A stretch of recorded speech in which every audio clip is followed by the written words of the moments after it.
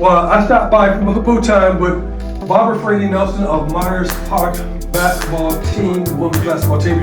What made you decide that you wanted to be a basketball coach?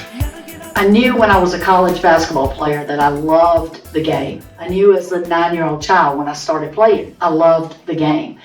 And back then there was very limited places that women could stay involved in a sport. You needed to be a referee, and everyone who knows me knows I'm not a fan. So I know they're part of the game, but I didn't want to do that. And so coaching was really the other avenue. Lots of important people in my life had been my coaches. My father died when I was 8, and I had all male coaches, never had a female coach. And they were sort of a surrogate father for me for my entire life.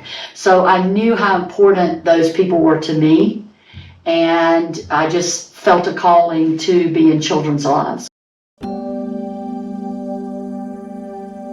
Well, I think one of the most important lessons I learned was, first off, from my mom. She was very strong Christian woman.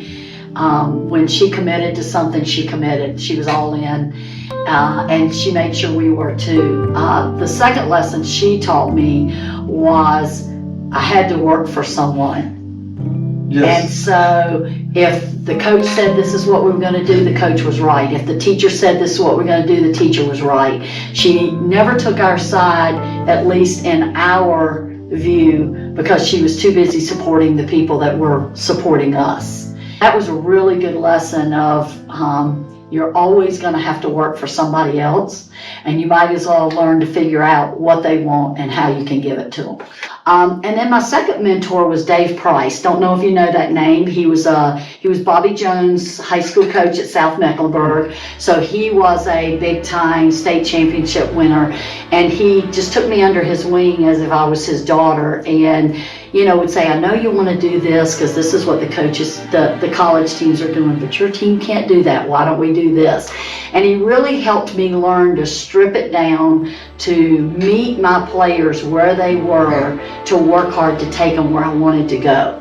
And I never forgot that lesson. It was a great lesson to walk into a gym, figure out what you have, and figure out what you needed to do to help them get where you wanted to go. If they couldn't shoot a layup, then teach a layup. Don't run 15 drills that involve layups until you've taught it. I've never forgotten that you just need to be honest and upfront and communicate with the kids because they know.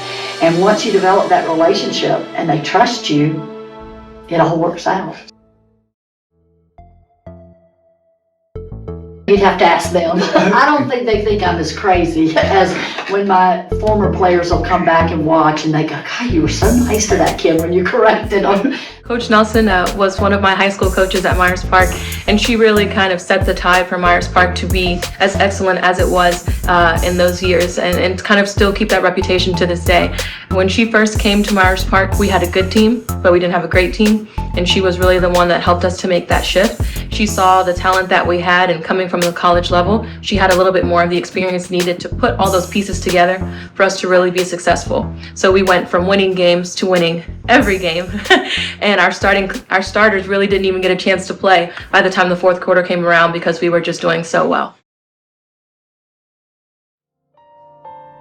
So I feel like, Eugene, right now, I am where God needed me to be. Even in my teaching, I've had several young men that have been in my health class that I've worked with during lunch times to help them in their reading skills. Because if they can't read, how can they be successful in life?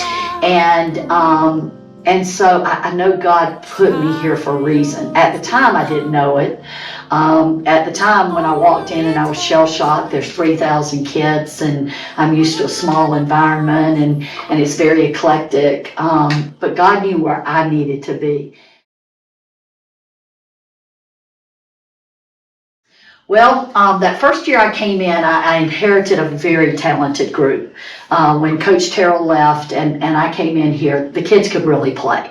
They didn't need me for the skill work. They didn't need me for the X and O's. These kids could really play.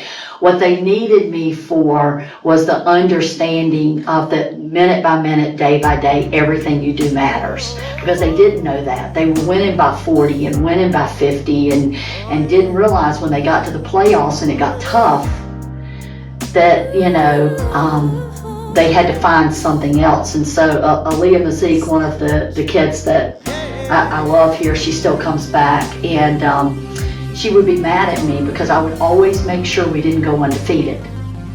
So every day I tried to make adversity a practice, and the kids were like going to the locker room and complaining about me, but I knew they were all doing the same thing. They were together, and that was okay. If I needed to be the driving force, it didn't hurt my feelings. I was okay. And I think they grew to appreciate that, and Aaliyah will say she never let us go undefeated. We could have been undefeated, and I don't believe we would have. I don't believe we win those championships if we go undefeated. I paid my dues time after time. I've done my sentence, but committed no crime. And bad mistakes